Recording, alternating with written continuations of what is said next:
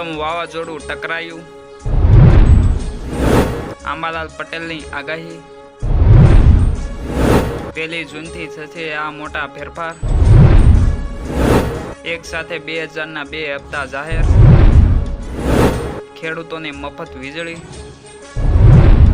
આજના સૌથી મોટા ખેડૂત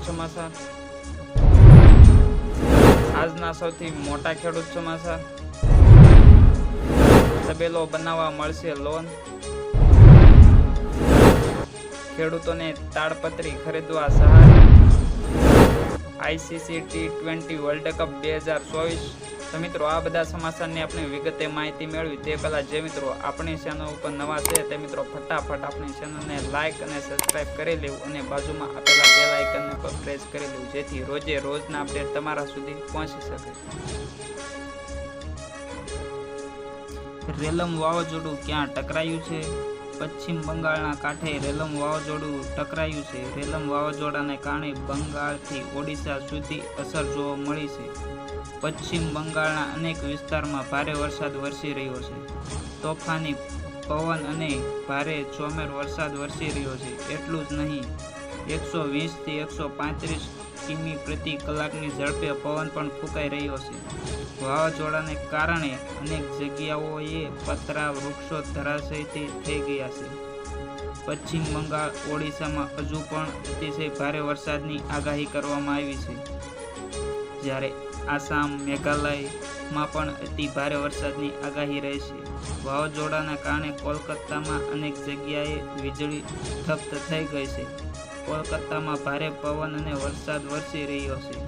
વાવાઝોડાની અસરને પગલે પશ્ચિમ બંગાળના 1 લાખ લોકો સુરક્ષિત સ્થાને ખસેડવામાં આવ્યા છે, જ્યારે રાજ્ય સરકાર અને કેન્દ્ર સરકાર સતત એક્શનમાં છે. PM મોદીએ ઉચ્ચ અધિકારીઓ સાથે બેઠક કરી છે.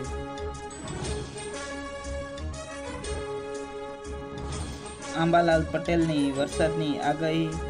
હવામાન શાસ્ત્રી આંબાલાલ પટેલે રાજ્યના પ્રી મોન્સૂન એક્ટિવિટીની આગાહી કરી છે, જે હવે જૂનના પહેલા સપ્તાહથી જ શરૂ થઈ જશે.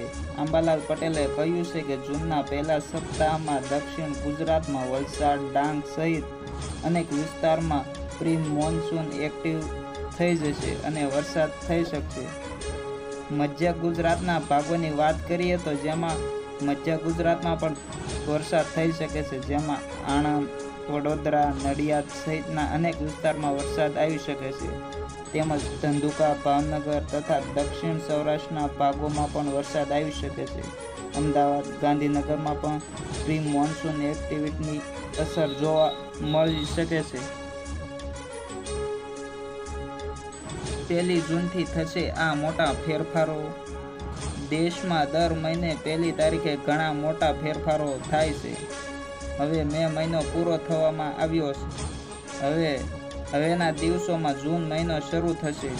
1 જૂનથી દેશમાં ઘણા મોટા ફેરફારો થવા જઈ રહ્યા છે, જેને લઈને સીધી અસર સામાન્ય માણસના ખિસ્સા પર પડશે. આવો તમને જણાવી દઈએ કે 1 જૂનથી કયા મોટા ફેરફારો થવાના છે, જેમાં દેશમાં ડ્રાઇવિંગની ઉંમર 18 વર્ષ છે. જો 18 વર્ષથી ઓછી ઉંમરનો સગીર વાહન ચલાવતા પકડાશે તો તેને ભારે દંડ ફટકારવામાં આવશે.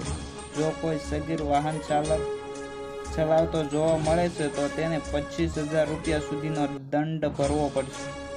આ સિવાય સગીરને 25 વર્ષ સુધી ડ્રાઇવિંગ લાયસન્સ મળી શકશે નહીં.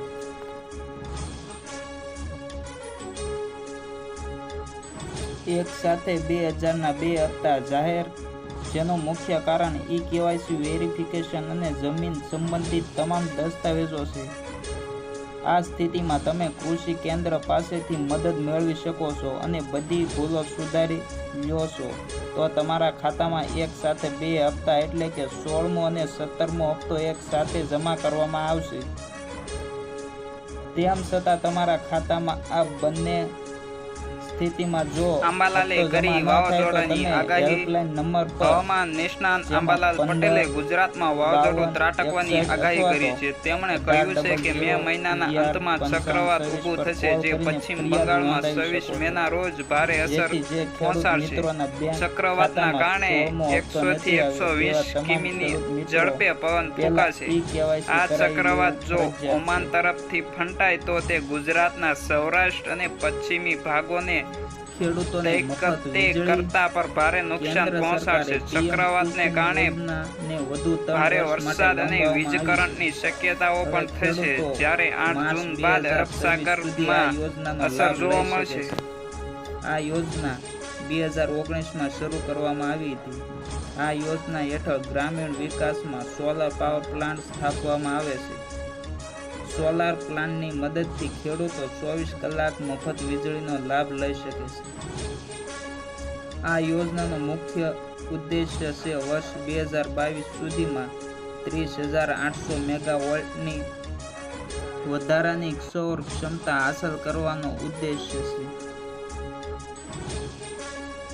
આજના સૌથી મોટા ખેડૂત સમાચારની વાત કરીએ, જેમાં મહુવા માર્કેટ યાર્ડમાં સફેદ ડુંગળીના 95,000 કટ્ટાની આવક થઈ હતી અને સફેદ ડુંગળીના ભાવ 200 રૂપિયાથી લઈને 278 રૂપિયા સુધી ભાવ બોલાઈ રહ્યો હતો.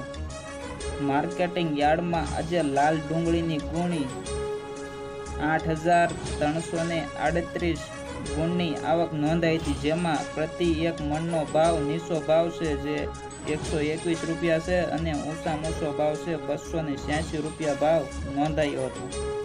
31 મેના રોજ મહુવા માર્કેટ યાર્ડમાં ચણાની હરાજી કરવામાં આવી હતી, જેમાં ચણાના એક મણના નીચા ભાવ છે 832 રૂપિયા અને ઊંચા ભાવ છે 1256 રૂપિયા. આજના સૌથી મોટા ખેડૂત સમાચાર. માર્કેટ યાર્ડમાં ટુકડા ઘઉંની હરાજી કરવામાં આવી હતી, જેમાં પ્રતિ એક મણના ભાવ 451 રૂપિયાથી લઈને 827 રૂપિયા સુધીનો ભાવ નોંધાયો હતો. આ ઉપરાંત બાજરીની પણ હરાજી કરવામાં આવી હતી, જેમાં બાજરીના એક મણના નીચા ભાવ છે 367 રૂપિયા અને ઊંચા ભાવ છે 533 રૂપિયા સુધીનો ભાવ નોંધાયો હતો. આજે માર્કેટિંગ યાર્ડમાં તલના 2651 રૂપિયા સુધીના ભાવ નોંધાયા હતા. યાર્ડમાં કપાસની 49 ગાંસડીની આવક થઈ હતી, જેમાં પ્રતિ એક મણના ભાવ 900 રૂપિયાથી લઈને 1300 રૂપિયા સુધી ભાવ નોંધાયો હતો. તબેલો બનાવવા માટે મળશે લોન. ખેડૂતો અને પશુપાલકો માટે સરકાર દ્વારા અનેક યોજનાઓ અમલીકરણમાં આવી છે, જેના માધ્યમ દ્વારા તેમને આર્થિક સહાય આપીને તેમને સહાય પૂરી પાડવામાં આવે છે. સરકાર દ્વારા હાલ ખેડૂતોને પોતાના ઘરે પશુઓ માટેનો તબેલો બનાવવા માટે લોન આપવામાં આવે છે. સરકાર દ્વારા ખેડૂતોને આ માટે ₹12 લાખ સુધીની સહાય આપવામાં આવે છે, જેથી ખેડૂતોના પશુપાલનમાં વિકાસ થાય અને તેમનું જીવન ઉજ્જવળ બને. આ યોજના ગુજરાત રાજ્યમાં રાજ્ય સરકાર દ્વારા પશુપાલકો અને તેમની સાથે સંકળાયેલા વ્યવસાય કરનારને આપવામાં આવે છે. તેઓ આ યોજનાનો લાભ લઈ શકે છે. ખેડૂતોને તાડપત્રી ખરીદવા માટે સહાય આપવામાં આવે છે.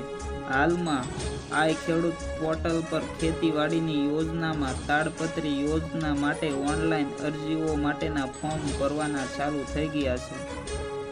ખેડૂતોએ ખેતીમાં વિવિધ ઉપયોગી માટે તાડપત્રીનો ઉપયોગ કરી શકે છે. તે હેતુથી આ સહાય આપવામાં આવે છે, જેમાં ખેડૂતોને કેટલીક સહાય મળે છે, જેના વિશે વાત કરીએ તો તાડપત્રી સહાય યોજના અંતર્ગત અનુસૂચિત જાતિ અને જનજાતિમાં ખેડૂતોને 50% અથવા તો 1875 રૂપિયા અને સામાન્ય ખેડૂતોને 75% અથવા તો 2125 રૂપિયા, બેમાંથી જે ઓછું હોય તે સહાય મળવા પાત્ર રહેશે.